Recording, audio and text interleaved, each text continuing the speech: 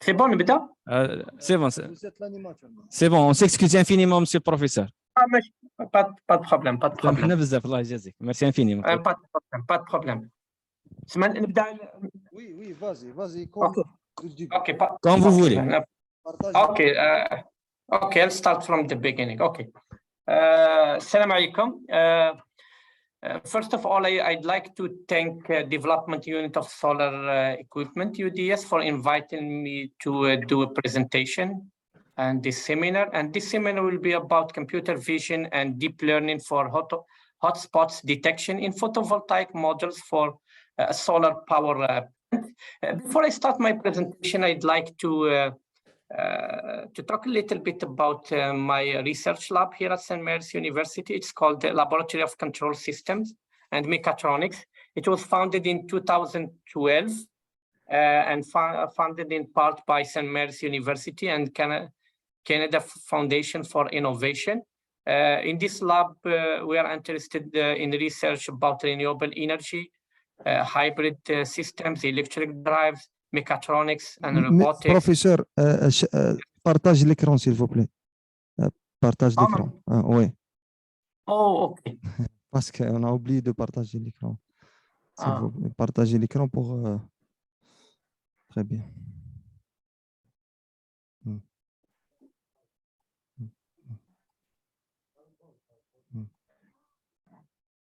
Oui. PowerPoint, c'est pas... Oui.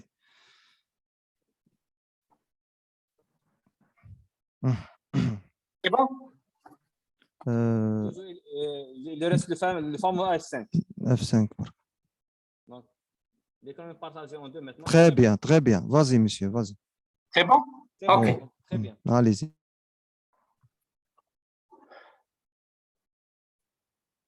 Okay, so and here we have some research infrastructure and equipment in the lab. As I mentioned previously, we do some projects in robotics. We have equipment, lab-size equipment from Visto Lab Vault. We have National Instrument equipment, Schneider microgrid, and different systems related to renewable energy and mechatronics. Now, of my presentation, as I mentioned previously, it's about hotspots in solar modules or panels. It's an important issue because it lowers the power production of the solar modules. Hotspot is an area in the solar module where that area has a high temperature and it affects the solar cell, because at that area the solar cell is not generating power, but it is consuming power which is affected by that hotspot. So the hotspots in solar module can cause excess power and overheating in a small area, which make the cell may crack, melting the soldering parts and the degradation of the entire cell. And because we know that the cell is connected in series, in string with other cells, it will affect the entire string of the solar panel and the panel itself. So it's important to know about the hotspots. There are different causes for the hotspots. In general, the first ones are from the functional of the solar module, the way the solar module was manufactured. You may have cell mismatch or damaged or low quality solar cells. But in practice, now with the technology of manufacturing solar module is a high technology, you don't find a lot of problems from this case. The problems comes from the operational of the solar photovoltaic panels or systems. Problems of shading, partial shading, or sometimes complete shading, and soiling due to dirt, sand, dust, and a lot of environmental impacts on the solar module. There are different techniques to detect hotspots. There are experimental or instrumental techniques where you measure the IV curve of the module, then you compare it with the normal IV curve. And if you see there is a problem, you try to detect where is the issue within that module. For this one, you need to have instrumentation installed everywhere in your solar plant, where you need to measure voltage and current and try to build the IV curve of the module, the IV curve of the entire plant. And if you want a precise location of the hotspot, you need to know the IV curve of distinct cell, which is time consuming and a lot of instrumentation involved, and that instrumentation may create other problems in the system.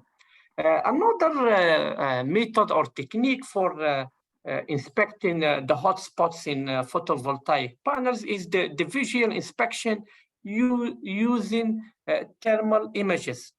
A thermal image or an infrared image is an image where it shows the distribution of the temperature on the plate or the module. As you can see in these pictures, at the right one, there are hotspots in the solar modules.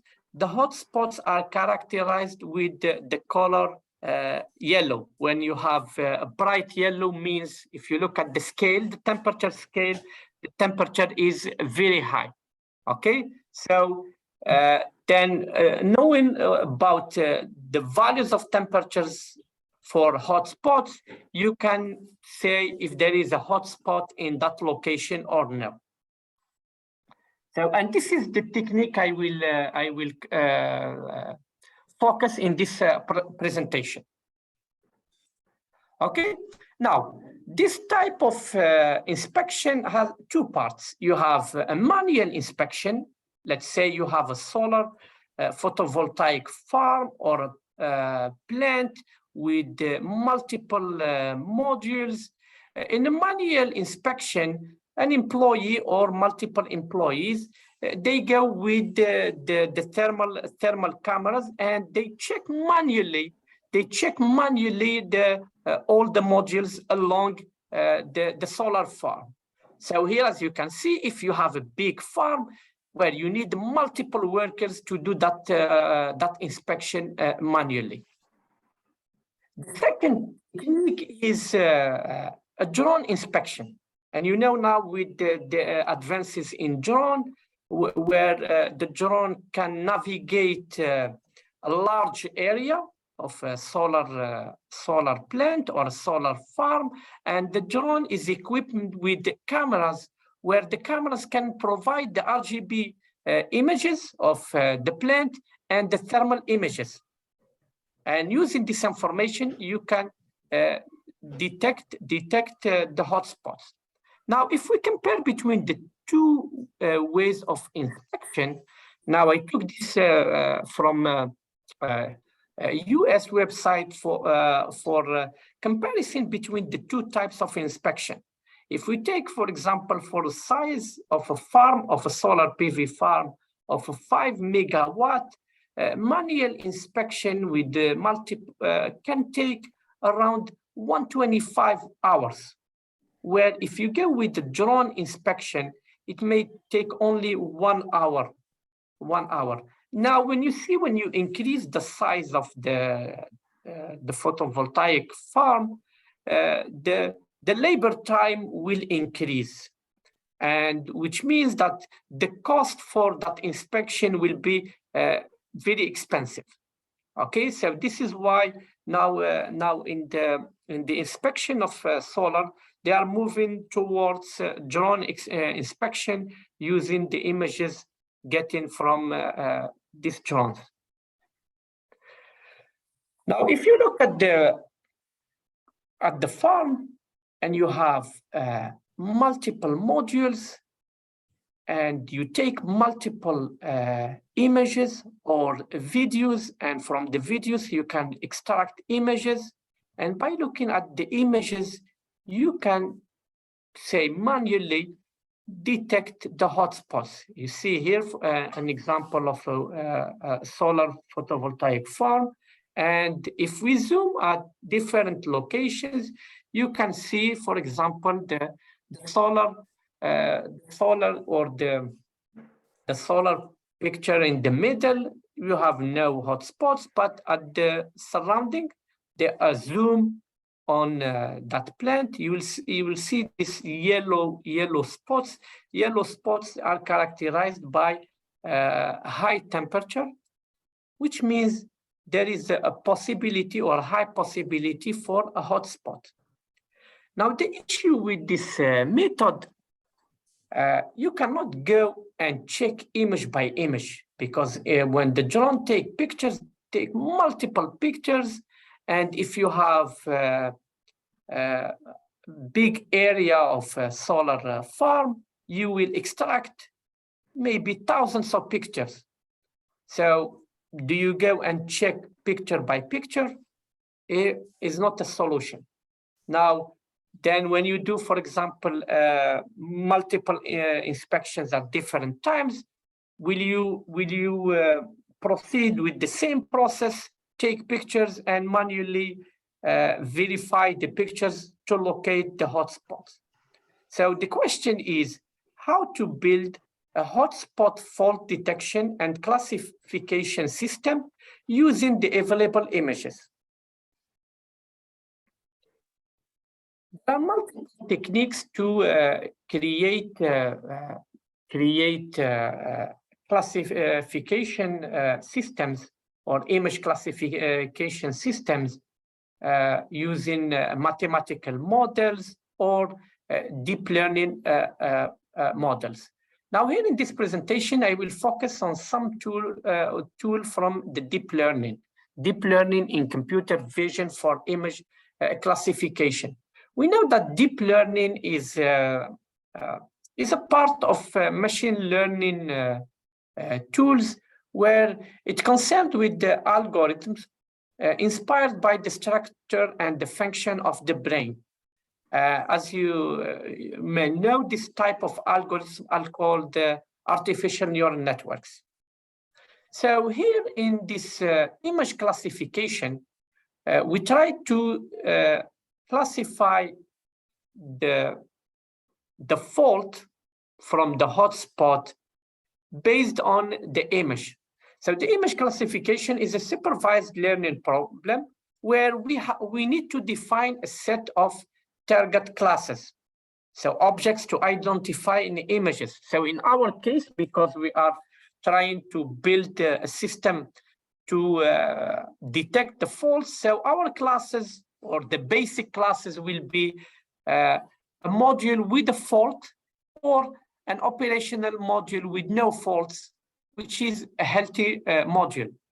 Then we need to collect multiple images and train that the model to be used for the detection to recognize that target using what we call labeled example photos or images. So we collect multiple images, then we distinguish these images in target classes. If we take the example of modules with hotspot, modules with no hotspots. So we collect a set of images for hotspot modules and a set of images for non-hotspot modules or healthy modules. Then we try to train that model to recognize future images and place them in the target class. So this is the idea of the deep learning algorithm to be used as a hotspot detection system. There are multiple tools in deep learning, but I focus in this presentation on One which is used a lot in image classification, which is the conventional neural network, or what we call the CNN. Okay, so CNN is a neural network where it has two parts.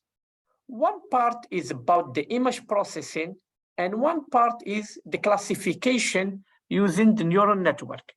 The image processing part is we try to extract features of the images in multiple hidden layers. And the part of neural network, which is the connected layer, we classify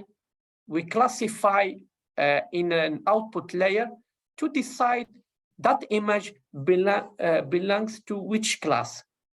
In general, there are 4 important layers in CNN. The first one is the convolution layer. The second one is a ReLU layer and the pooling layer, and the last one, which is the neural network, the fully connected layer. So how it works in general, that CNN, you have an input image, then you convert that input image to a matrix. And in general, we go with the 3D RGB for RGB image, 3D dimensions for red, green, and blue.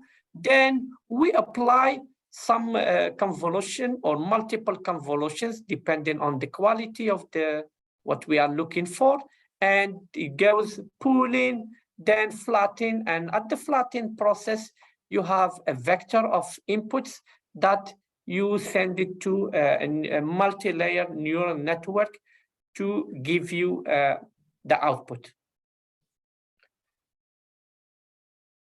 Now, the question is how to implement a neural network. As you may know, we are all in engineering, and in general, in engineering, we focus more on the implementation rather than how to develop neural networks. Is we try to use what's available in with the toolboxes, with softwares, and how to implement. So to implement in CNN, there are basic steps that we need to follow. And in general, all the toolboxes, they follow these steps. So the first one, we need the image data. So we need to image data, we need to load the image data, explore image data. Now, when we get that image data, we need to classify, to create what we call the target classes, classify the image data. So if I go back to the example of the hotspots, we need to have 2 classes, a class of images for modules, PV modules with hotspots, and a class for images with no hotspots, like healthy modules. Now, with these 2 classes, we need also to decide how many images to be used in the training of the neural network or the CNN, and how many images to be used in the validation. In general, we go with the 80% training or 75% and 20% or 25% for validation. So the idea of the training and validation is because it's a learning process. You need to give some information to the CNN so it can detect or classify that figure. But later on, when you stop training, you need to be sure that your CNN works well with some images that were not trained with. So this is why we need to separate our images into 2 sets. So after playing with the image data, we define the network architecture. So the network architecture, you define how many layers in the convolution, or how many times you do the convolution, how many times you do the pooling part, and what's the architecture of the fully connected layers, means how many hidden layers in the structure, how many neurons in each hidden layer, and how many neurons at the output layer. And that one depends on these characteristics, depends on the application itself and the amount of images involved in that classification. Then we specify the training options. Okay, so now we're after defining the network, we need to train that network. Now, how we train, we need to specify how many epochs to train the network, means how many times we train the network, which algorithm to be used in the training. After specifying these options, we train the neural network. So we train the neural network. After training, we check the neural network with the training data set. So with the training data set, we use them to get the result. And in general, we get a good performance. Why? Because the CNN knows about this data. The most important part is the validation data. So the validation data, because it's a new data for the neural network. The neural network didn't see that data. So we predict the labels of new data and calculate the accuracy of that neural network. Now, as engineers, we are interested about the toolboxes available for the training. There are multiple toolboxes available for the training, depending on, for example, if you are from computing science background, or if you are from engineering background. And most of the programming languages created their own toolboxes for implementing and running a convolutional neural network. In this presentation, I will talk about two toolboxes. One is CNN implementation in Python. Most of the algorithms, they follow the similar structure. Okay, they follow the similar structure. At the beginning, you load and explore your image data. You do some pre-processing on the data to separate it into two sets. Then you define the structure of the architecture of the CNN, training options. Then you train the CNN. Then you predict or you validate with the other validation set. If we look at Python, and we look at the steps, so you want to import the libraries. And in Python community, there are a lot of researchers and computing scientists developing tools for CNN. That is the TensorFlow Keras library. The TensorFlow Keras library is a very powerful library in Python that you can use to implement CNN. So at the beginning, what you do is you import the required libraries. Import the required libraries about the data sets, about the models, about the layers. You need to do a convolution, the layers for the pooling, the flattening, and import the layers for the output. Then after that, you load your images, you do some pre-processing on the data, then you separate this data, as I mentioned previously, to two sets, one set for training and one set for validation. After that, you define the structure or the architecture, which is the step number 3. You define the architecture of your CNN by adding convolution layer, pooling layer, and the fully connected layers. And in Python, and using the TensorFlow keras, it's a very structured way how to implement the CNN. So even if you don't really understand the theory behind the CNN, you can follow the steps and make different architectures for that CNN. Then finally, after training the model, you can evaluate that model with what we call the test data or the validation data.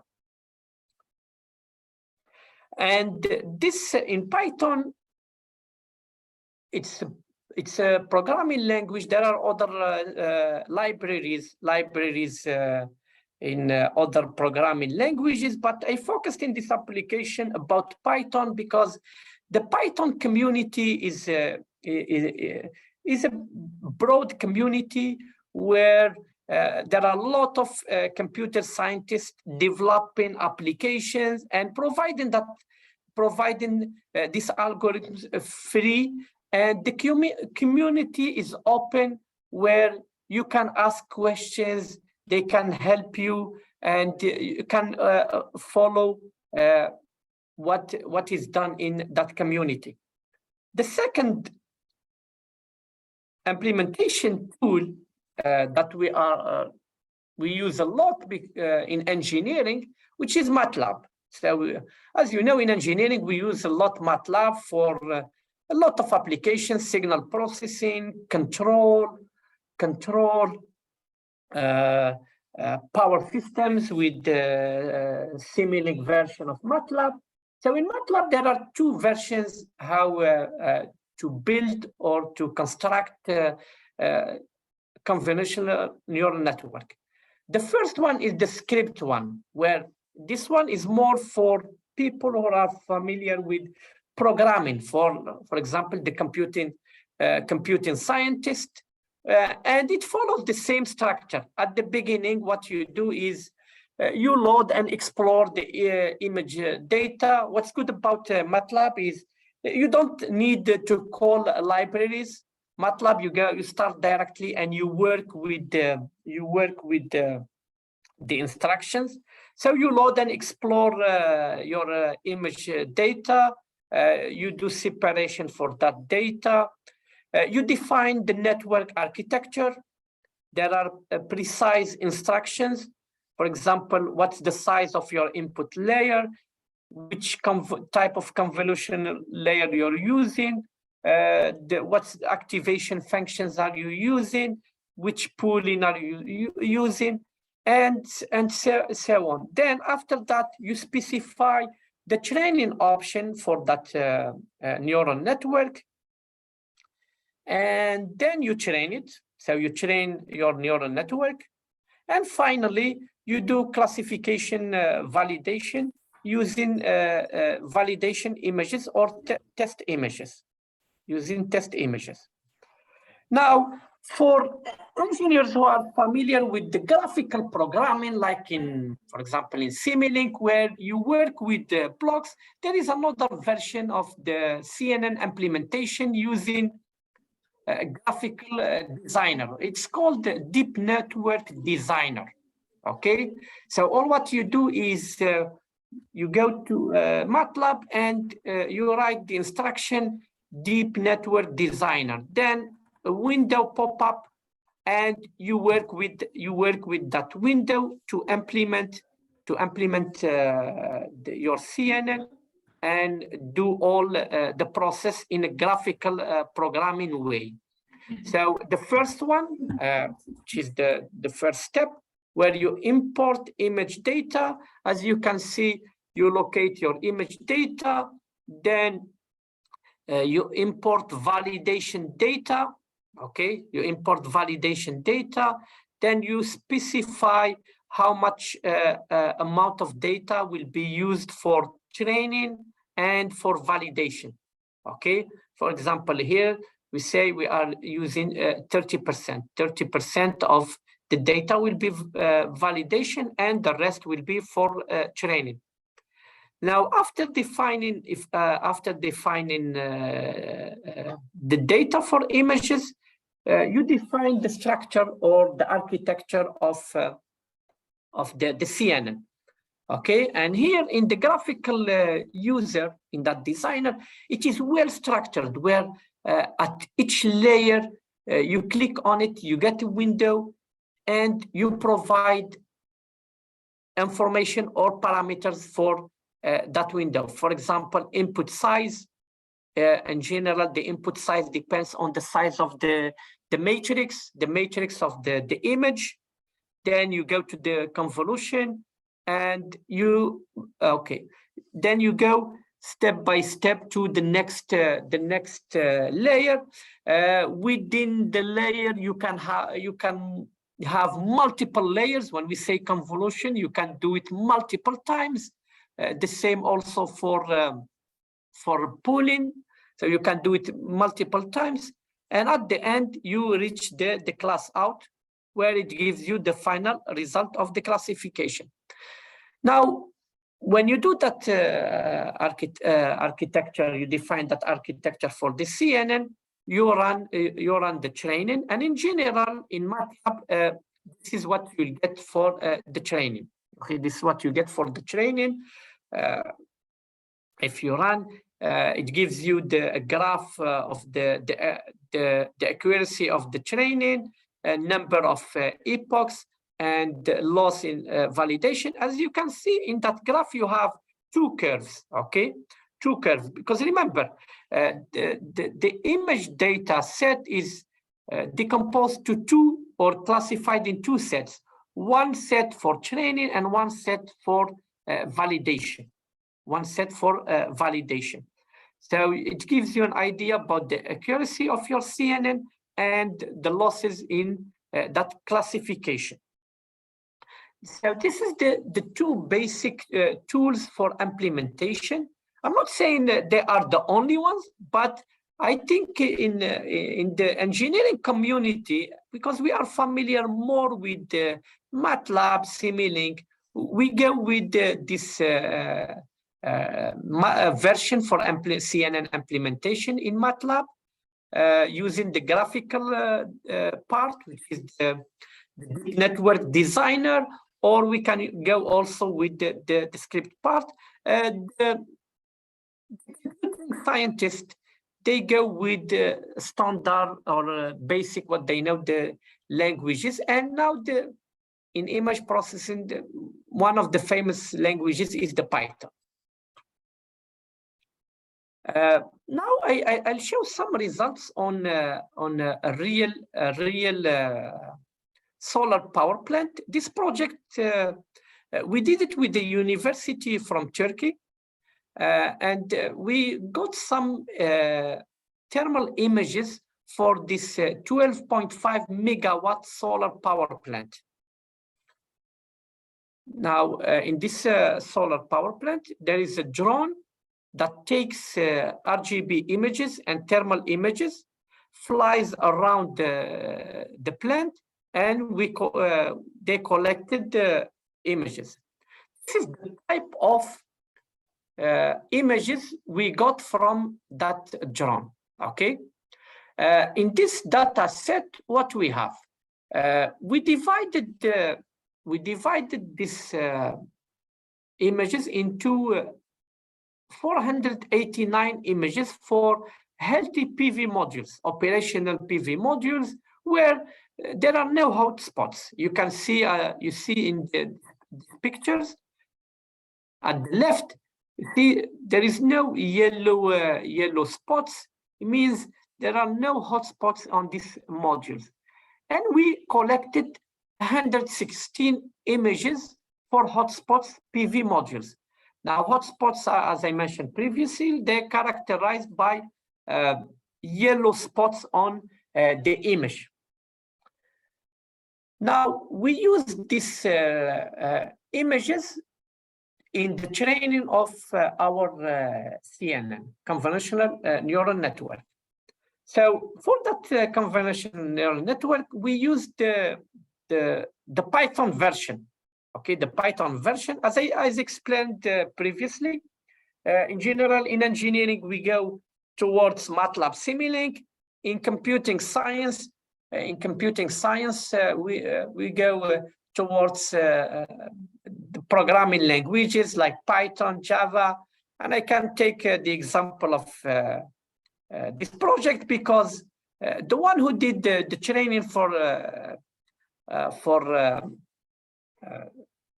the CNN is a master student from our data analytics program, master in data analytics, and his background is computing science. So this is why we went towards Python. So in Python, we defined the structure or the architecture of the neural network. In our images, they have each image has a size of 256 by 3 because it's in RGB images. At the output, we decided to have only one output because we want to say if there is a hotspot or no hotspot, means operational PV. With one output, we can characterize an operational PV with the value 0, and a PV module with the hotspot will get at the output a value 1. We used 80% data for training, and 80% of the image data was used for validation. So when we train the neural network, we use only 80%. To validate the accuracy of the neural network, we use the remaining 20% for the validation. As I mentioned previously, in Python, we use the TensorFlow and Keras for the application programming interface to build the CNN. The processor we used is a simple laptop with these characteristics. The performance of the CNN, we use the following metrics. In general, all these metrics are used in any classification where accuracy, precision, recall, and the kappa score. Now, at the beginning, if you remember the number of data set, as I mentioned, 489 images for operational or non-hotspot PV modules and 116 images hotspot PV modules. And this is the result for this type of data set. So we have an accuracy of 73%, precision, recall for operative PV hotspots, and the coherence kappa. Our coherence kappa is 0.11. And in theory or in practice, any value of coherence kappa of the classification less than 0.7 is not good. So it means that classification or that classifier is not good. So in our case, it's 0.11, which is far away from 0.7. So we don't have a very good classifier. Now, is the problem with the CNN, or is the problem in the number of data? We know that deep learning, it's learning from experience. It's learning by experience. So more you have experience, more you learn better, and you make a good decision. Now, in a neural network, how you get that experience? You get it based on the training. How you get good training? You get a good training by having a huge amount of data. In our case, the data we have is not enough to make a case for the CNN. It's not enough to make the case of CNN. So what to do? Can we create extra images? No, because this is what we got from the drone. What I mean by extra images, go and make other pictures. No, it's like you will have duplicate pictures. So neural networks, because neural network relies on the number of data for training, we need to increase the number of this data. There are multiple techniques to do what we call the data augmentation. Because the neural network or the CNN is not providing a good accuracy and a good kappa coefficient, we need more data for the training. There are multiple techniques. If you cannot get new images, what you do is you create images from the original images. So some techniques are flip the image, make a rotation, scale, crop the image to create extra sets, apply a Gaussian noise to the image. If we take the example we used in our application, so we took the original image and we created extra images by only rotating that image with a small angle, 0.5, okay? Now, if you compare between the original image and the augmented images, you will not see a big difference. But if you go to a close look, for example, at the top where there is that house, you will see a small difference. Now, there is not a big difference because we are making a rotation of a small angle. We don't want to make big changes in the quality of the images. Okay, the quality of the images. So what we did, we created extra data from the original images, and we did the training with the same structure of the CNN. We did again training. So here it is some of the results where we created extra 300 images, extra 500 images, and extra 1,000 images. The number of epochs to train the CNN is the same for all cases, which is 20 epochs. We found that around 20 epochs, we get a good precision. So to reduce the execution time, we stop at training of number of epochs of 20. And now if you look at the results for the three cases, case one with 300 augmented images, 500, 10,000.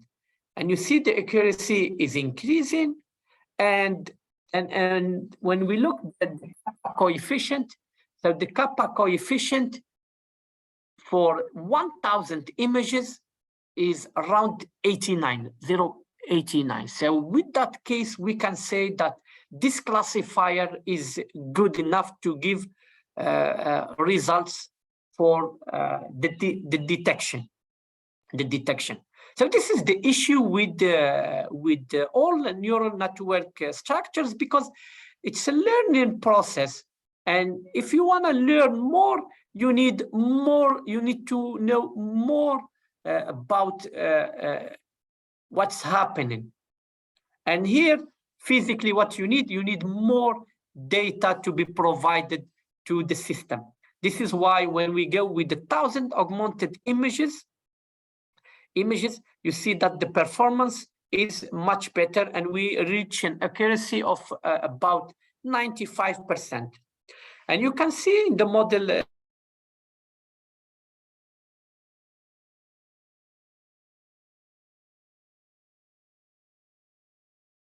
using the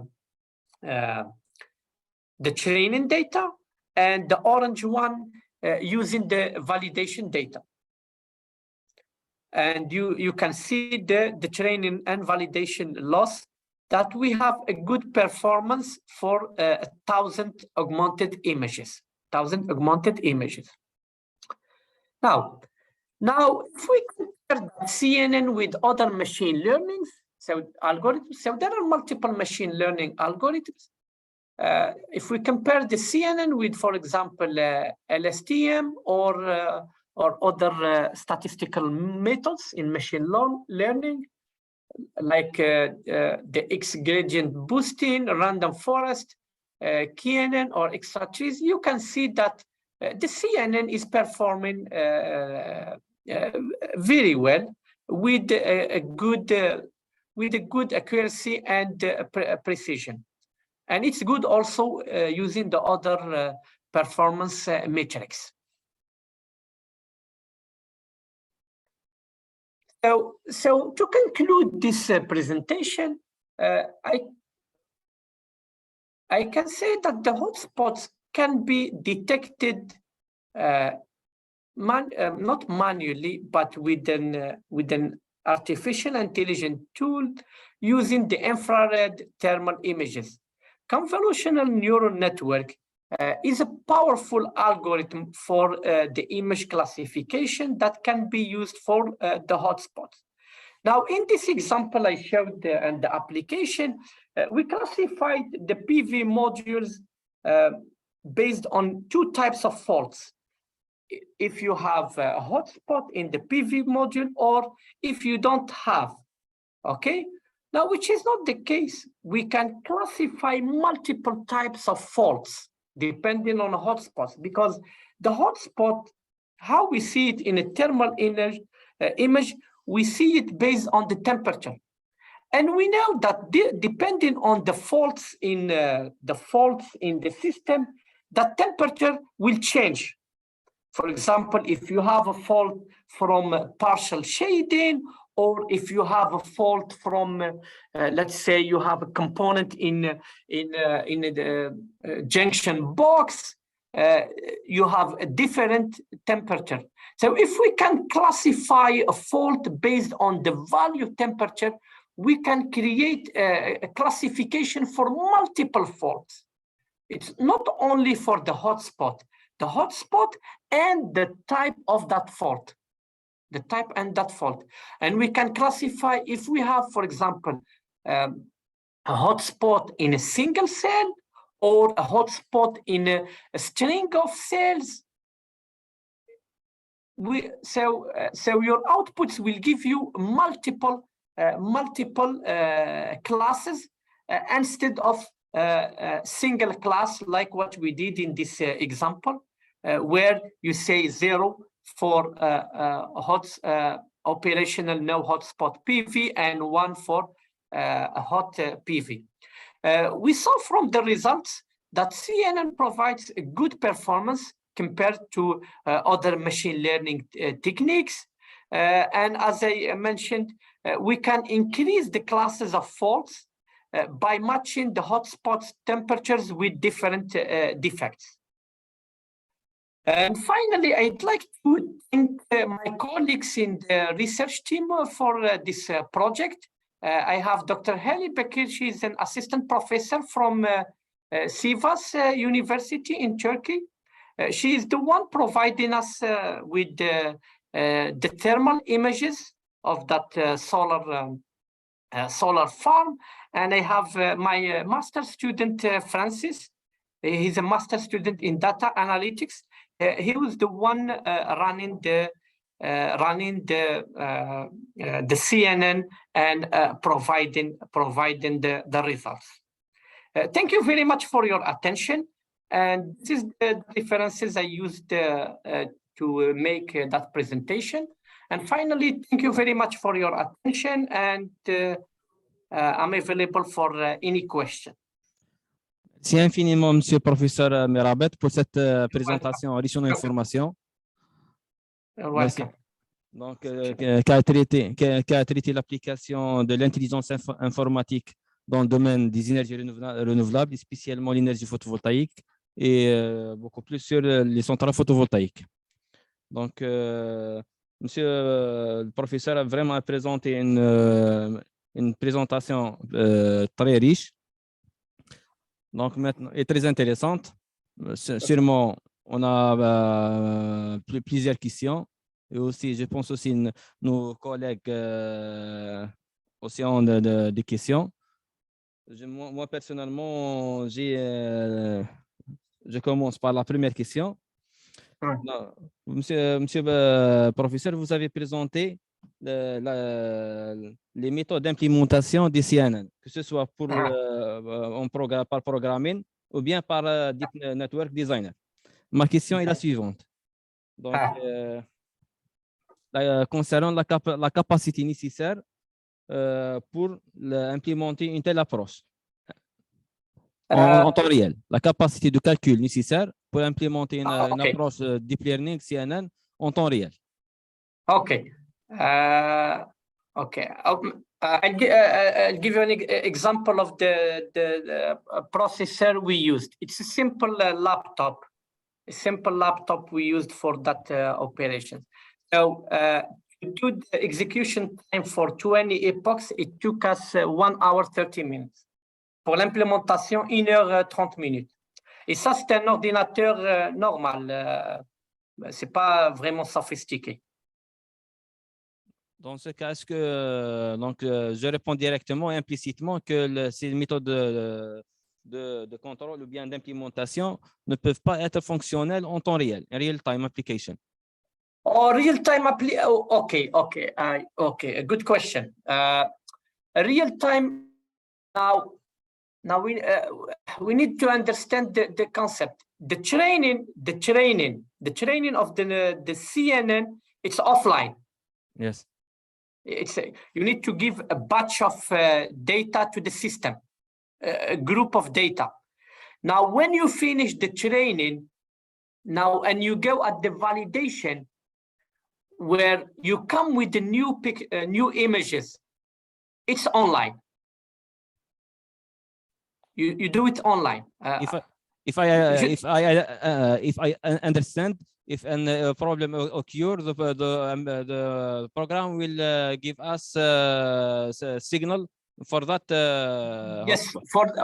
Yes. Normally, what you do at the beginning, you take your.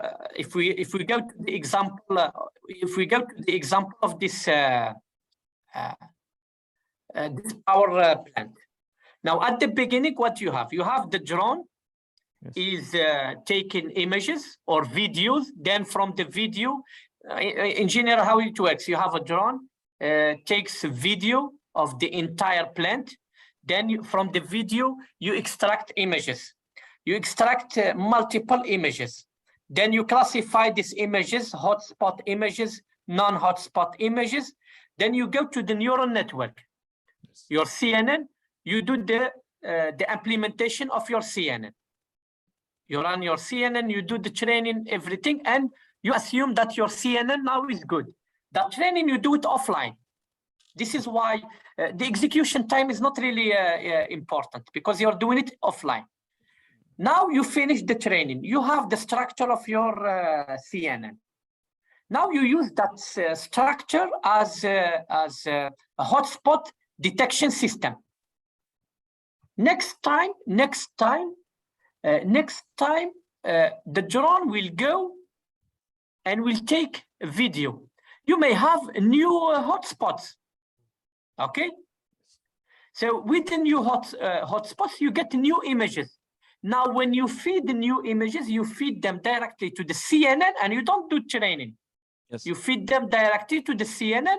Then the CNN will give you an answer at the output, if there is a hotspot or no. You see what I mean? Okay, so the training is offline, but later on the operation is online. But the decision is online. Yes, the decision later on, after you finish the training and it's like you stop training, the decision, yes, will be online. But we need to be careful, because with time, because we may get a lot of extra images. It's good that time to time retrain the CNN and feed the CNN with the new images. Okay, thank you, Monsieur le Professeur. Donc, j'ai une question de mon collègue juste à côté de moi, c'est le docteur Monsieur Flair, pour vous poser quelques questions concernant le hotspot. Thank you, Professor Adil Merabit. So I have a question, please, about detecting hotspot using thermal imaging is very interesting. But after, after when we detect the hotspots, I think it's important to know their causes. Is these hotspots come from shedding effect, mismatches, dust? So my question is, can we know what parameters cause the hotspot if we use this method? Or we know just information that there is a hotspot and we are not able to know its causes. Good question. Thank you. Good question. Now, if I follow the example I gave for the CNN, it tells you if there is a hotspot or no. But it doesn't give you the type of the fault. The type of the fault. Now, but as I explained in the conclusion, you can classify the type of the fault based on the temperature of the hotspot. Because if you look at this slide, now if you look at the yellow parts, they tell you that there is a hotspot. But if you look at the temperature profile, the thermal profile, you see that yellow is different. Why it's different? If you look at the scale, because the temperature is different. So if the temperature is different, means that the cause of the hotspot is different. So for example, when you have a hotspot from shading or partial shading, the power losses will be different. So when you measure the temperature will be different. So what you do at the beginning, before you use any algorithm, you need to make what we call the target classes. Sorry. You need to make or to build the target classes. Now in our example, we have only 2 target classes, hotspot, no hotspot. In your target classes, you need to say, for example, if I have this hotspot at this temperature, and normally this one, it's technical about the PV module itself.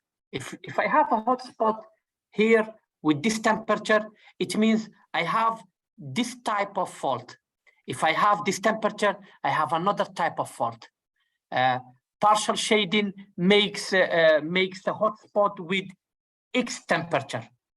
Total shading makes a hotspot Y temperature. Why? But because we need sorry, Professor, but we need the big data, I think. Experimental data to get. This one before you start working with CNN. You need to build your target classes. And this is why I mentioned previously. You need more data about the system in order to make it smart. And is it possible? To know, because there is a lot of causes? Normally what you do at the beginning, you go to build the target classes, you go by instrumentation. And you check, for example, if you have a hotspot due, for example, to partial shading in cell, you look at the IV curve of that cell, then you check how much you go with the manual inspection. You go, for example, with manual inspection. You check what's the type of the temperature. Then you say, for this image and this temperature, we have this fault. Then let's say if you have a problem at the back of the panel and the problem is from the junction box. You have maybe a diode burned or any melting connection there. And you look at it creates an increase in the temperature.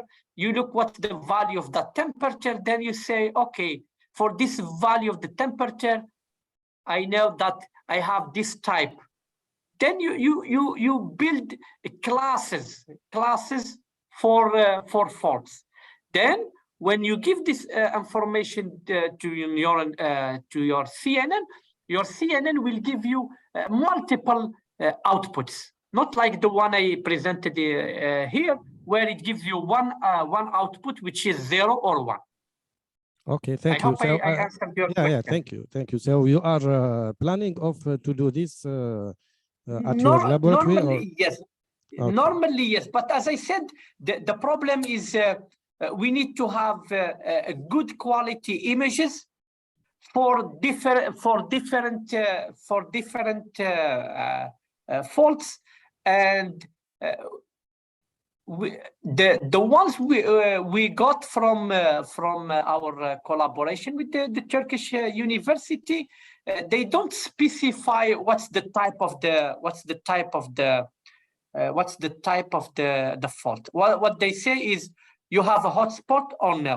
Okay. Now classifying the faults, it's another project, and it's not related really to CNN, because CNN is only a tool. Okay. It's only a tool to detect. But this one will be a good project because you in your research lab where you have multiple modules. Yes. What you can do is you can and plus you have also instrumentation installed in your PV modules, so you can create your own data, faults in the system. Then take thermal images, then make target classes. Yes. And it will be a complete project separate than CNN. Yeah, thank you, Professor. Thank you very much. You're welcome. Merci, Monsieur Flah. Donc, on a une deuxième question de notre collègue ici. Donc, c'est Dr. Shakira Ftihia. Donc, à vous la parole. Good afternoon, Professor. Thank you for your interesting conference. I have 2 questions. So the first one, in your opinion, and according to your experience in this field, I would like to know what is the best algorithm to be used in the training, actually, or it depends on the application. You know that there are a lot of algorithms for the training. Good question. It's difficult to answer to this question because neural networks are used for a lot of classification, prediction. It's more about as you said, the application. It's more about the application. So and you look what they do in the research community or the computing science community. So you have some training algorithms for image processing, signal processing. You have different ones. There are a lot of factors to decide about which the best, and it's difficult to say which one is the best. Okay. So in the same meaning, the second one is how we choose the architecture of the neural network, the number of inputs, neuron, number of hidden layer, and so on. Okay, a good question. I know. Because we have problem to choose these inputs. A good and a difficult question, by the way. Yeah, I know. In general, okay. Well, remember, we are in engineering. Are you engineering background or computing science?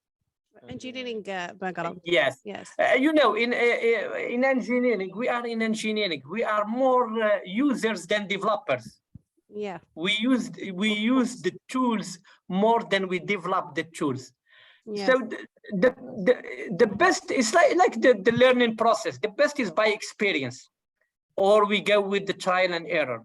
Okay, in theory, for example, about neural networks, in theory, more you increase the number of hidden layers, more do you increase the number of the neurons in hidden layer, more you get a good results in theory. But it's not true. It's not true, because sometimes with a single or 2 hidden layers, with some of the neurons, you get a result. So this is why I think I don't have really an exact answer for this question. I think it's more about the application and trial and error. Yeah. Thank you. You keep increasing because remember, Yes. increasing the structure of the neural network. Okay. You need a powerful computer to do the training. Exactly. Now the data depends on what's your input. For example, here the data, because it's an image, so the data of the CNN, in our case here, the data of the CNN is so the data is the image itself, but it's converted to a matrix. Now, depending, in our case, the size of the matrix is 256 battery. This is the size of the matrix we give as an input to the CNN. And the output is a single output. Why? Because we are looking for 0 or 1. Now, if we have multiple target classes, we can go with multiple outputs. Okay, thank you. Thank you very much. So I would like to invite you to learn our article published in Solar Energy in 2021, a new article entitled Bubbles Formation on the Photovoltaic Cells Fingers, Visual Inspection for 30-year-old modules. So this work is done by researchers from Sudia and Udes, and I hope to give us your feedback and your opinion about this work, and why not some tracks to improve this paper, and why not to work together in the future to publish another papers in this field. Thank you. Thank you. You're welcome. You're welcome. Professor, thank you for your excellent presentation. So we have a question from the discussion section of our colleague. Yes. So the question said, I have a question in, is there a limit to the number of extra data? Let's say a percentage of extra data to be created by different methods. And imagine like rotation, crops, etc., which we don't have to exceed, or the decision depends only to the accuracy of the results. This is the question of Dr. Jalloul Belqasem. Thank you. Go ahead. Yeah, Mr. In theory, there is always the theory and the practical part.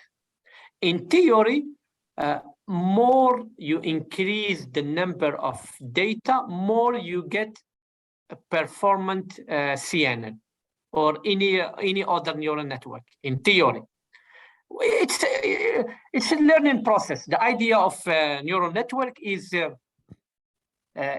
behaving like the human brain, where as humans, how we make decisions based on our experience. You get more experience, you will be good in making a decision. It's the same for neural network. That experience is how much data you give to the neural network in the training process. So in theory, more you give, more you get a good result. But the only problem is when you say more we give data, we have more complication in the execution. So you need more time, you need the sophisticated maybe machines to do that computation. Well, even though now we have a good powerful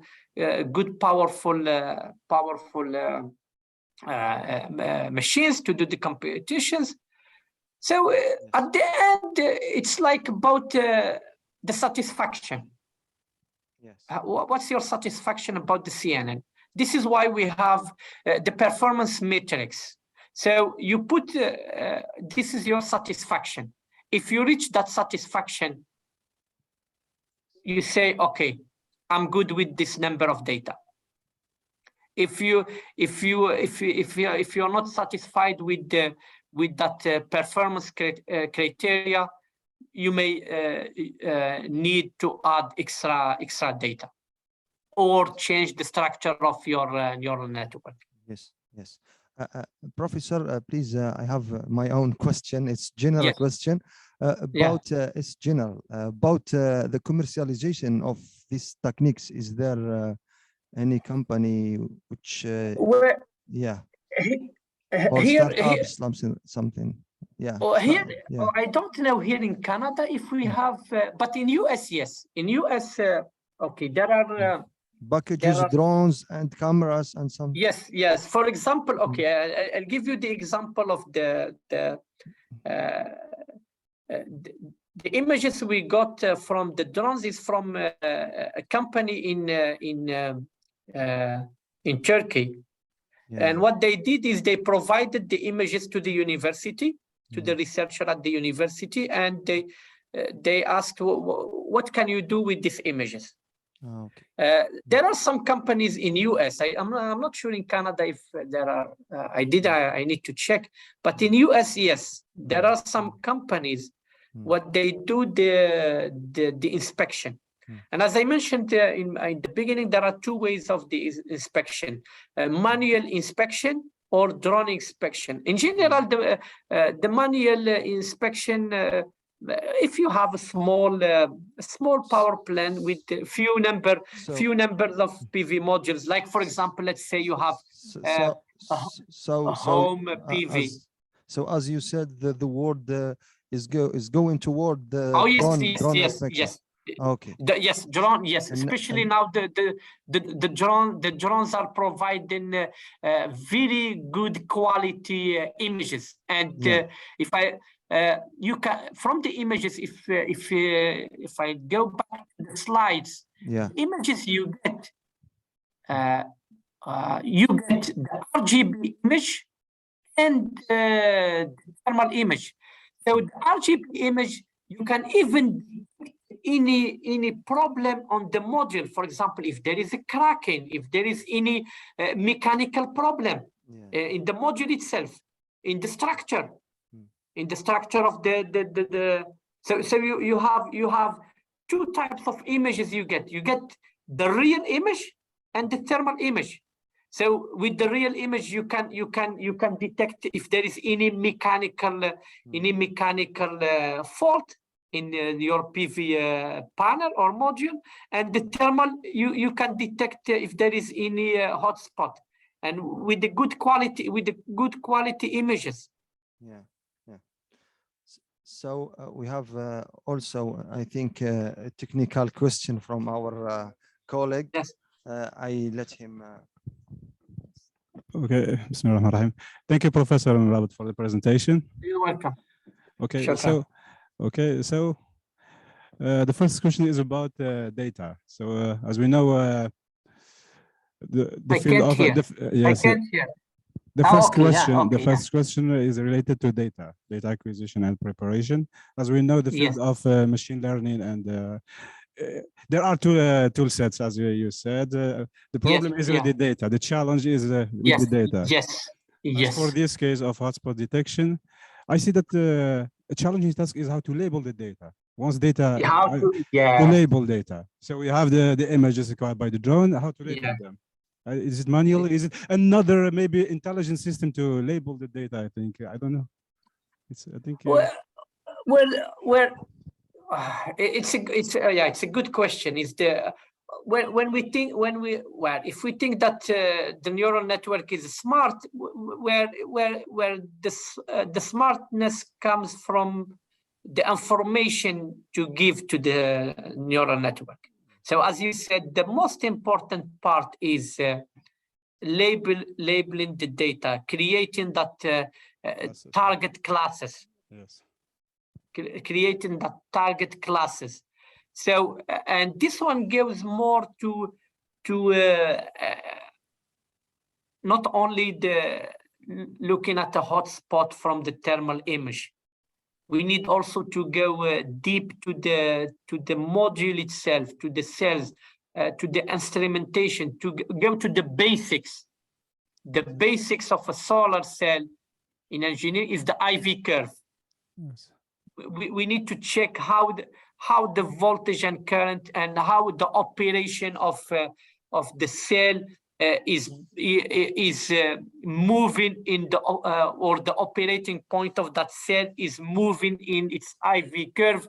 So in one location is behaving like a generator, and another location is behaving like a passive element taking the power. So as I explained previously, I think will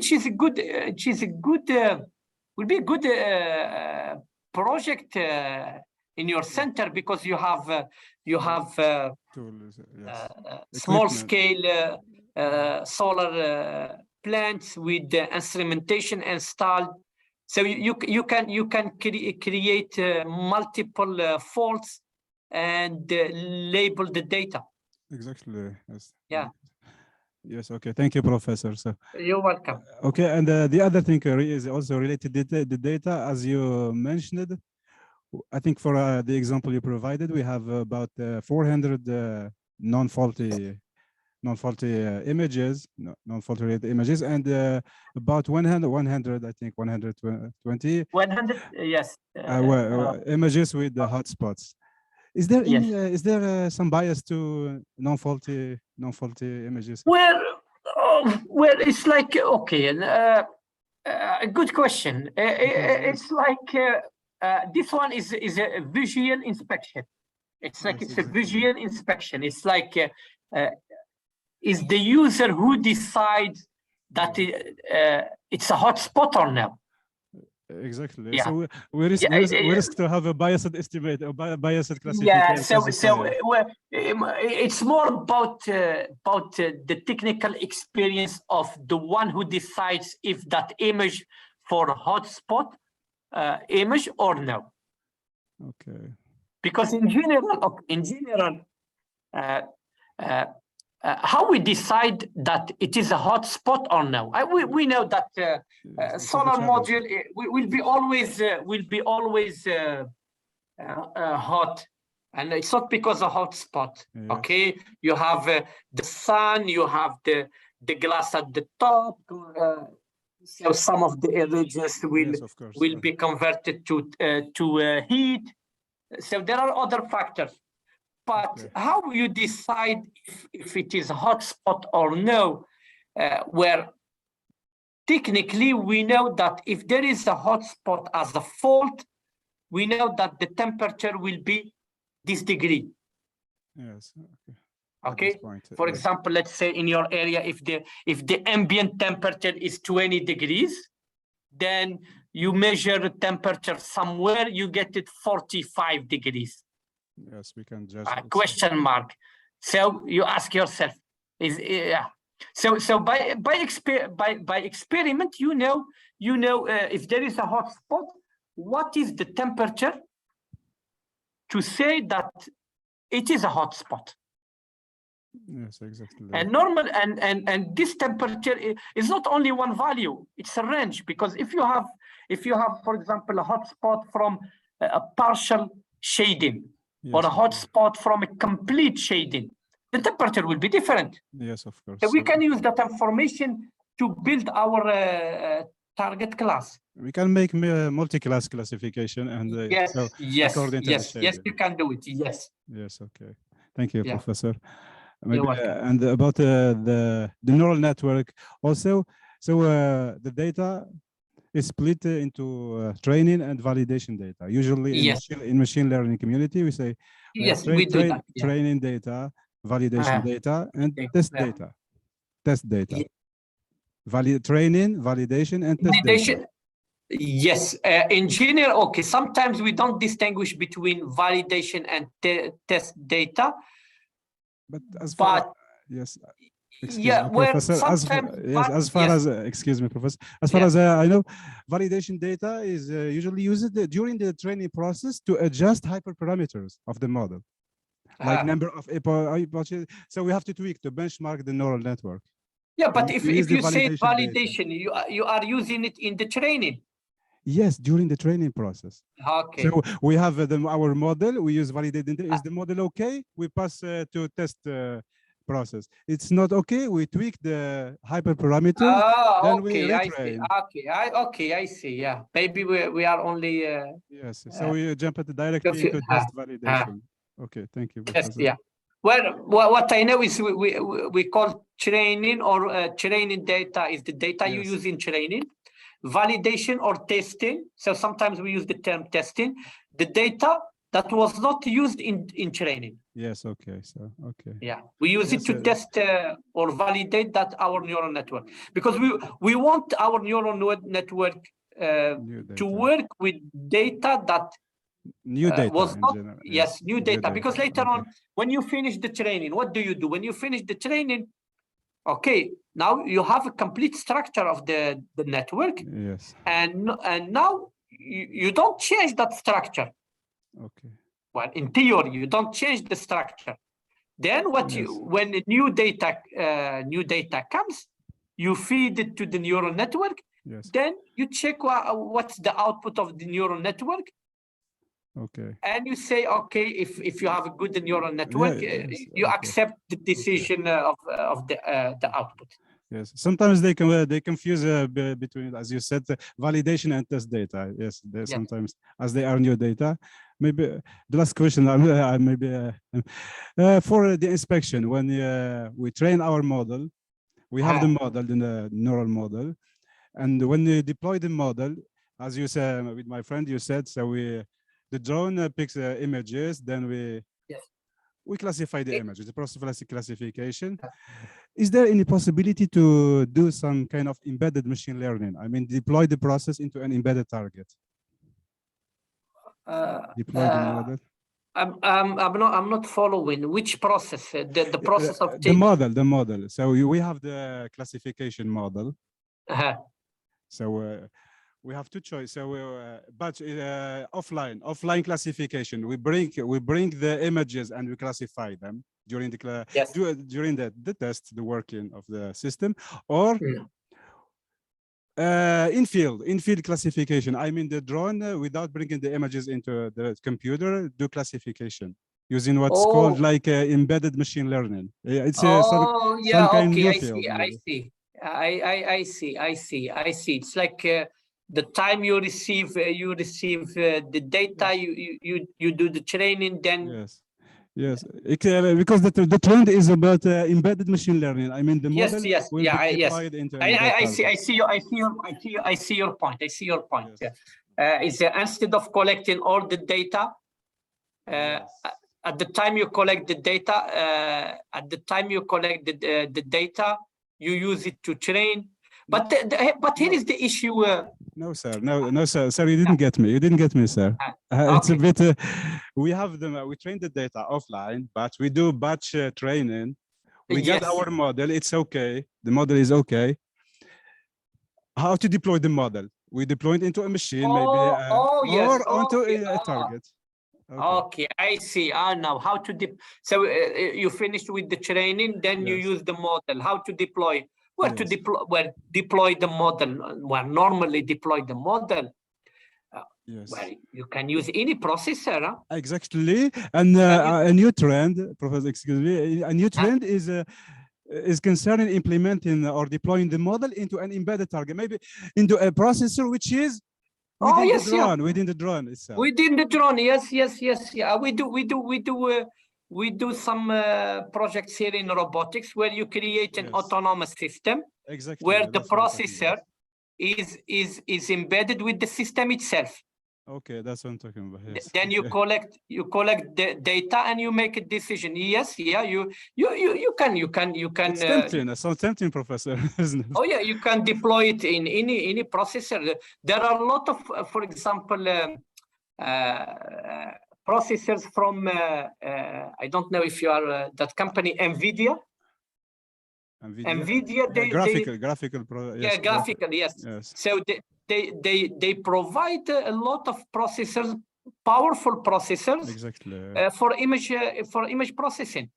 And what's good about this processors, they are rigid processors, very powerful, and you deploy them with the system itself. And we are using We are using this type of processes in some of our robot projects for image processing, but not for solar, but image processing, the same topic, classification, detection, object detection, classification, and everything, as you said, we do the training offline in our computers. Then we deploy the network in our processor on the robot, and it is an autonomous system. Yes, exactly. Okay. Yeah. Thank you, Professor. Thank you very much for the presentation. You're welcome. My friend. Thank you, Dr. Sabri, for this fruitful discussion with Professor مرابط. Donc, je retourne à l'audience. S'il y a parmi nous, parmi l'audience, des questions. Chers participants, s'il vous plaît, si vous avez des questions, n'hésitez pas. Madame Behlouli, est-ce que parmi les étudiants, des questions? Est-ce que vous m'entendez, Madame Behlouli? Oui, je vous entends. Malheureusement, les étudiants, on a été obligés de fermer la salle. Donc, je suis restée toute seule sur mon portable. Oui. Malheureusement, parce que c'était l'heure. Oui. De toute façon, j'ai entendu pratiquement toutes les questions et vous ne nous avez rien laissé. Hein. Dites-vous Nakolchi. Les gens de l'UDS. Je pense que le domaine est très vaste, madame. ما خلونا حتى حاجه. لا انا سكيم parce que je suis pas vraiment spécialiste, mais ce que je voulais savoir, est-ce qu'on connaît exactement we know exactly the place of the hot post when yes, after training, we know exactly the place where is the hot post. Oh, okay. Yeah, I see the question. Okay, so how we do in general when how it works the drone? You take a video, then you extract images from the video. Then the images you label the images. Okay, you label the images.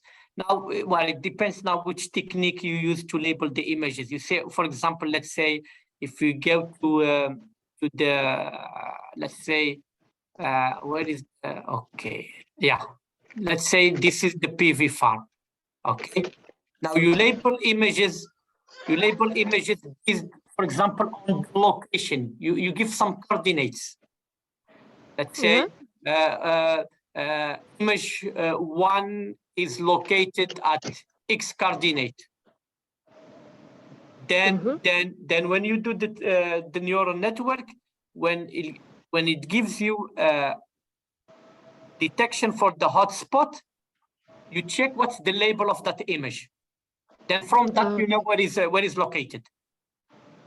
Because when you create the database at the beginning, you need to label your images. And in general, we label the images based on the location of the module or the modules. It depends how many modules in your image. So you label them. So you say, for example, image number 1 is located in XY coordinates. Image number 2, another coordinates.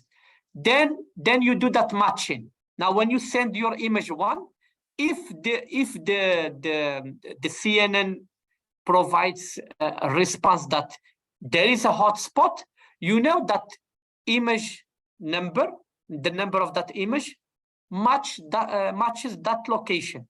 Then you know where it's located. So at the beginning, because before you start the process of building the CNN, you need to work on your data set.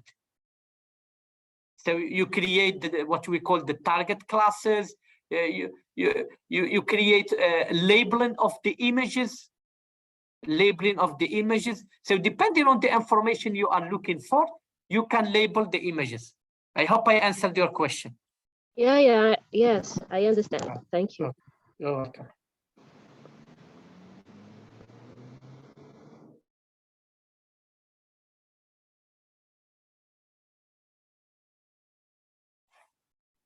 Est-ce qu'il y a d'autres questions parmi l'audience, s'il vous plaît? Des questions, s'il vous plaît. Donc, pour ne pas prendre le mot... Encore une chose, Oui. je me souviens d'une question d'un étudiant. Oui. Comme il est en master, en projet de fin d'études, pour lui, ça lui semble faisable comme projet. Il suffit de mettre un peu de moins de data. Est-ce que c'est vraiment faisable? Est-ce que c'est un connaisseur en informatique? Est-ce qu'une personne, un étudiant, peut faire ce que vous avez fait, vous, avec... OK. C'était sa question avant de partir. Okay, it depends. You mean build the CNN? Yes, build the CNN with. Okay, building the CNN is not a big problem because it depends which tool you use. If you use toolboxes from MATLAB or building the CNN is not a big problem. Why? Because you have if you go with in Python, you have a well-defined structure, and you call the libraries when you need them. The same for MATLAB. The big issue is the data itself. Okay, the data itself. First, how to collect the data, then how to label that data and make it in different classes. It's a lot of pre-processing before you start building the CNN. Because in CNN, if you don't give a good data in CNN, well, CNN will run, will do the training, but it may not give you a good result. Why? Because the quality of the data given to the system is not good. Yes, of course. So this is the problem we faced in this project. Is the data we got from that company is not a lot. So when we did run the CNN at the beginning, we didn't get a good performance. So if we kept only that data, we can say that, well, CNN is not good, but it's not the fault of CNN. We didn't give enough data. So when it depends also the application. If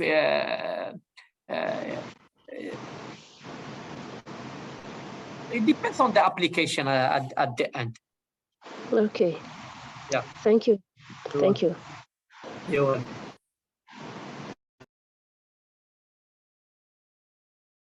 Merci, madame.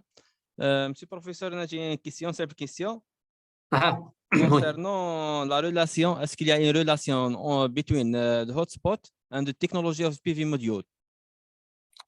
Est-ce que ce phénomène ou bien l'algorithme qu'on développe, on peut l'appliquer pour le couche mince, que ce soit que le monocrystalline, par exemple? Now, okay, it goes back to the how you decide that you have a hotspot or no. Yes. Because if you go to if we look here, if we look at the examples where we say it's a hotspot, how we decide it's a hotspot or no? Because if you go with different technologies of manufacturing the PV cell, the range of the temperature will change. So it's difficult to answer that question. Is at the beginning we need to do an experimental or experimentation to say yes, when we see a change. When we see a change in the thermal graph, that change is a hotspot. Now, if we come with another technology, we need also to do the same. When we decide if it is a hotspot or no, what's the value of temperature to say, oh yes, now I have a hotspot and it's a problem. Oui, d'accord. Le fait qu'on connaît bien que par exemple, le couche mince, on possède une résistance, un comportement thermique meilleur par rapport au monocristallin, par exemple. Oui, parce que la température est différente. Exactement. Donc, concernant côté principe, est-ce que le phénomène de hotspot, par exemple, est-ce que lui-même est vraiment dangereux dans le couche mince ou bien plus en monocristallin, par exemple? Good question. Normalement, à toi de me répondre. Comme expert, in general, okay. When you reach a threshold of temperature, and you start, for example, maybe crack, maybe it's at that temperature you may have a crack in the glass or melt some other electric components. We can say now hotspot is a big problem.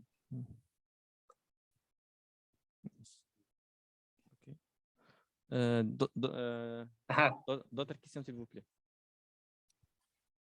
Une autre question. Moi, je suis l'animateur.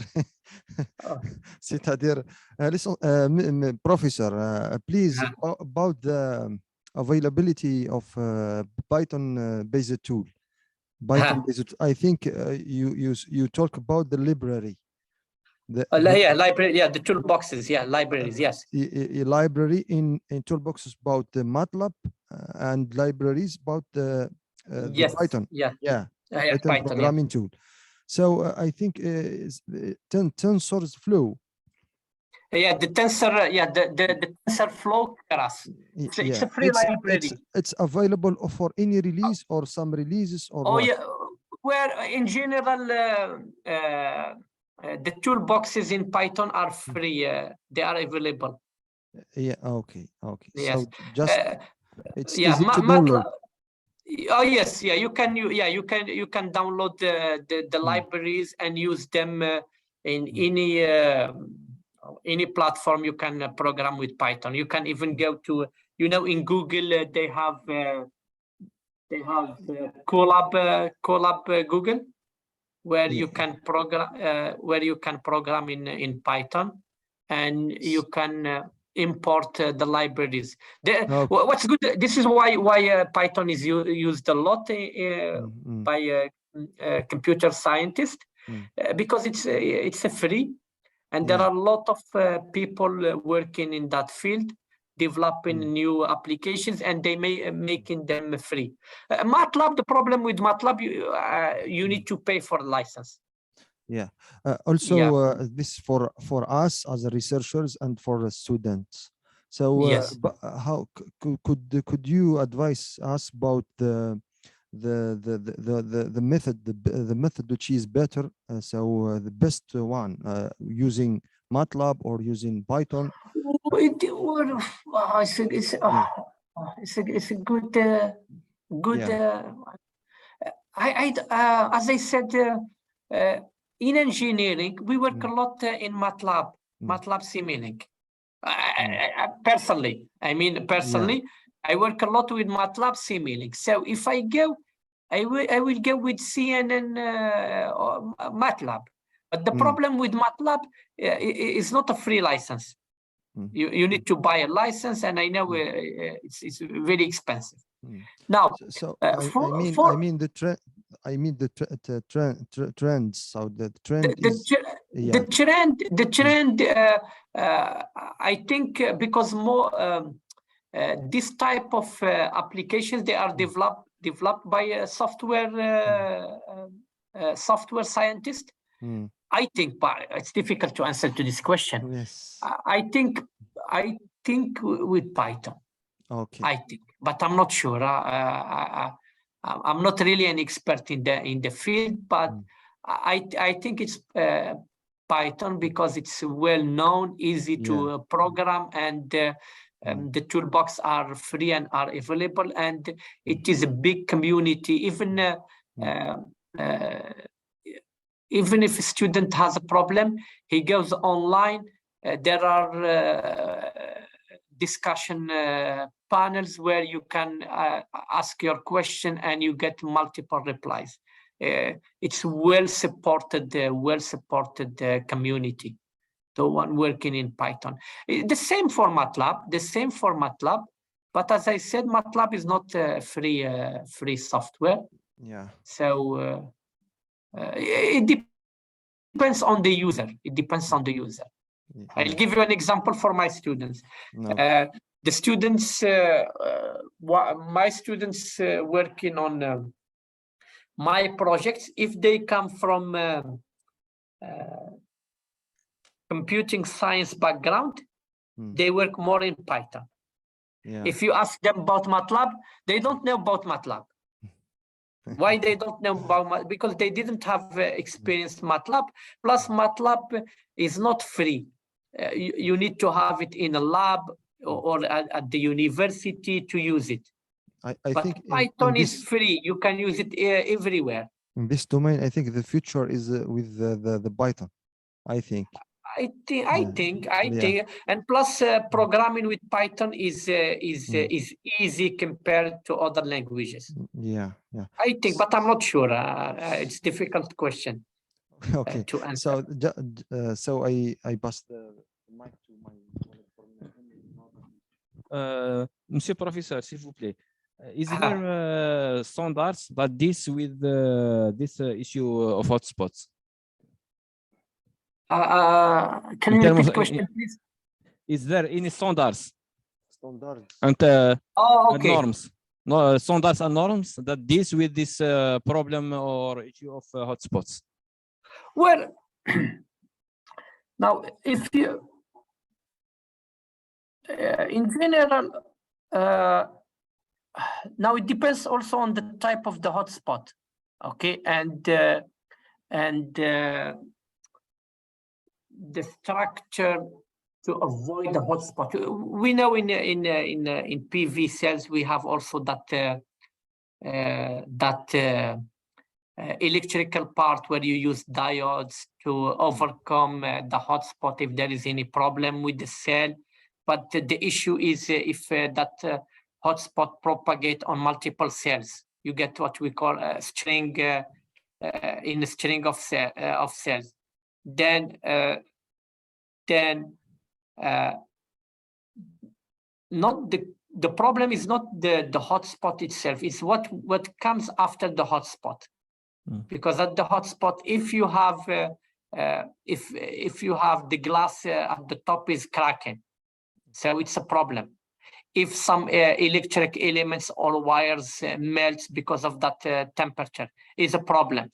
So you lose that entire string, then you lose the entire module. So, and this is the problem with the PV modules. If you have a problem in one cell or a string of cells, it means you have problem in the entire module, and you cannot fix that problem. Well, the only way to fix the problem is you change that module. So I don't know if I answered your question or not. Moi, personnellement aussi, je connais par exemple en termes de standard, par exemple la norme IE, c'est par exemple 61-215 par exemple. Okay. Donc, okay. dans ce sens. I don't have really detailed answer for this question. I'm sorry. Okay, no problem.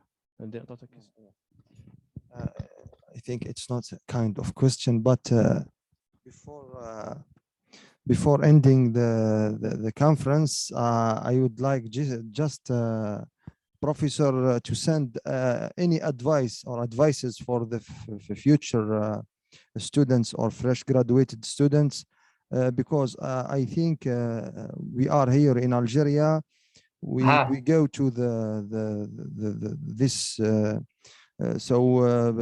building photovoltaic plants. We have in the future 1 megawatt projects and something like that, and also the trends or the vision of the Ministry of Research, Education, higher research and high education and research, le ministère de l'enseignement supérieur, recherche scientifique.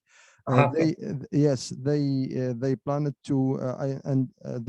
to a new program for the new students for their project of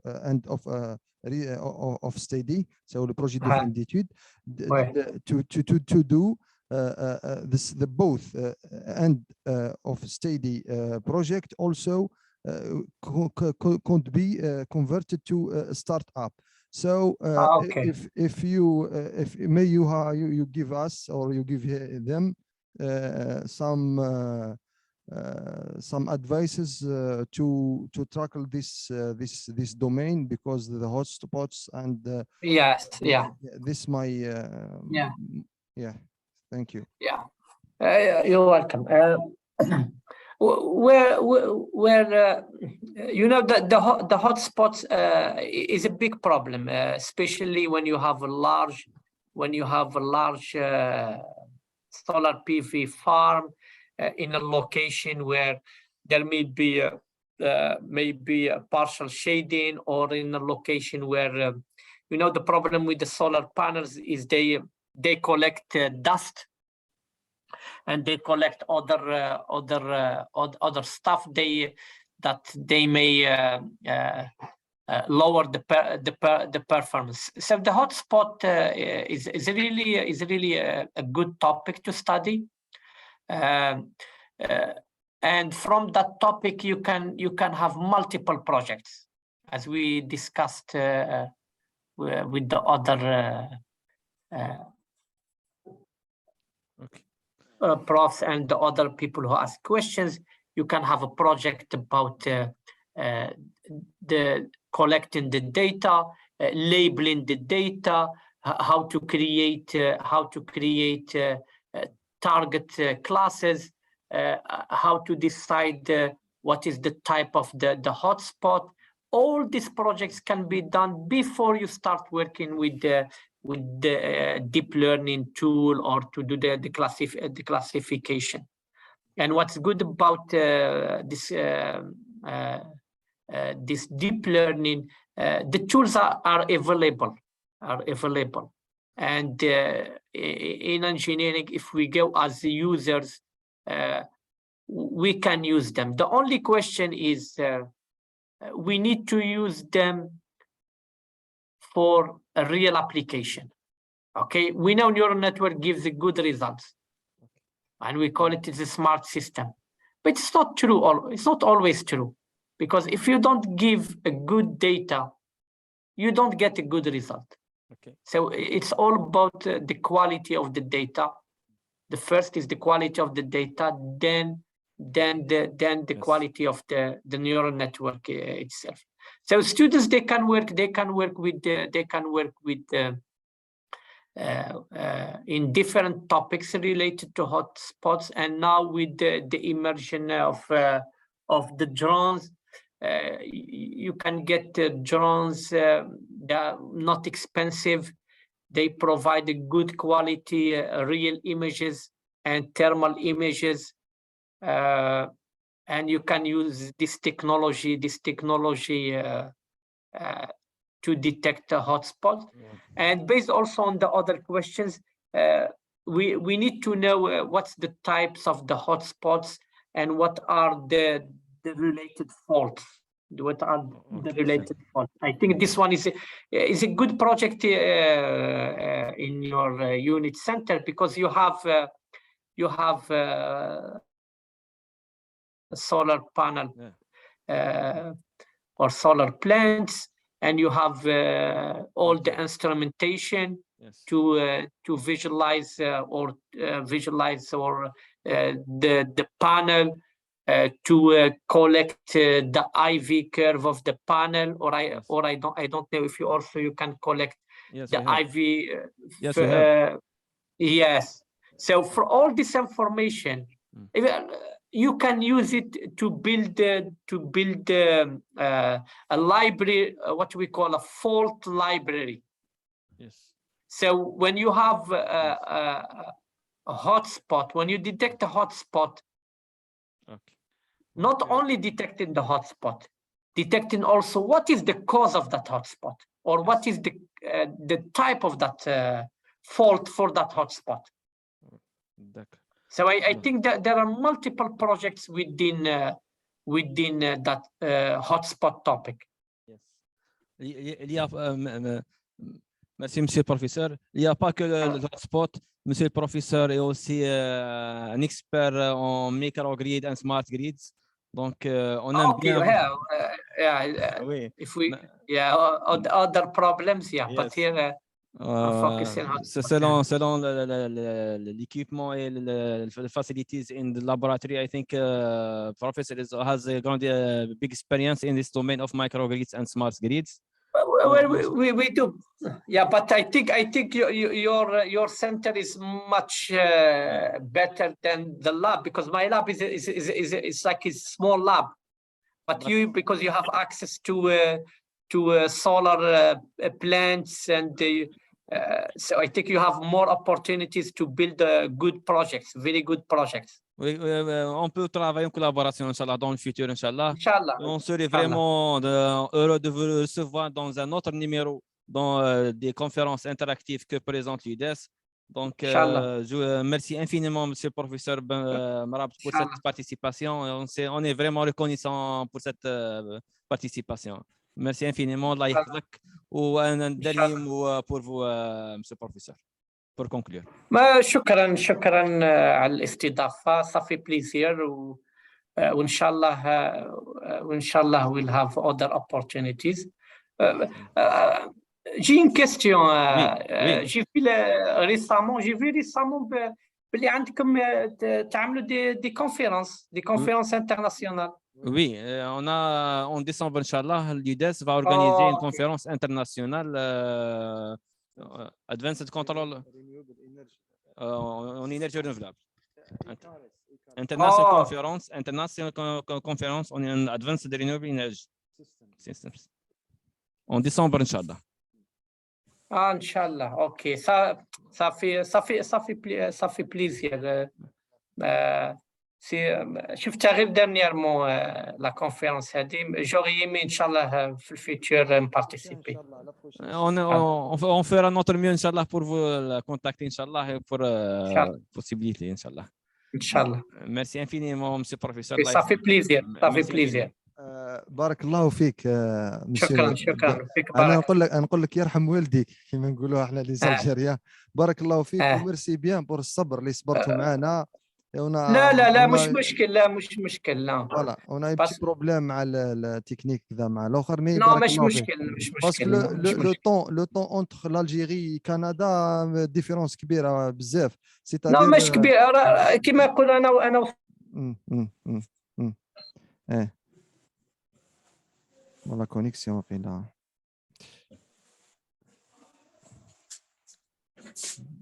بون راني نسمع فوالا لا كونيكسيون راحت. فازي اليزي. قلت لك ما مش مشكل لي انا والصباح هنا مش مشكل. احنا مافونسين ب 7 اور وقيله بيننا وبينكم. مش حاجه 5 جو بونس 5 تقدر دوك الصباح عندكم 9 ل 10 هكذا. احنا دوك كاين بالك 10 ولا. بارك الله فيك يا مسيو مرابط. صافي بليزير وجزاك الله خيرا. ونحن نفرحوا بالناس اللي هذو يطلعوا الشان تاع الجيري في لو موندونتي. صافي بليزير كي تقدم لنا المعلومات هذو تنفعنا وتنفع هذه جرى في ميزان حسناتك. والسلام عليكم. ان شاء الله. بارك الله وعليكم السلام. ميرسي بيان. صافي بليزير. صح. ميرسي. صح.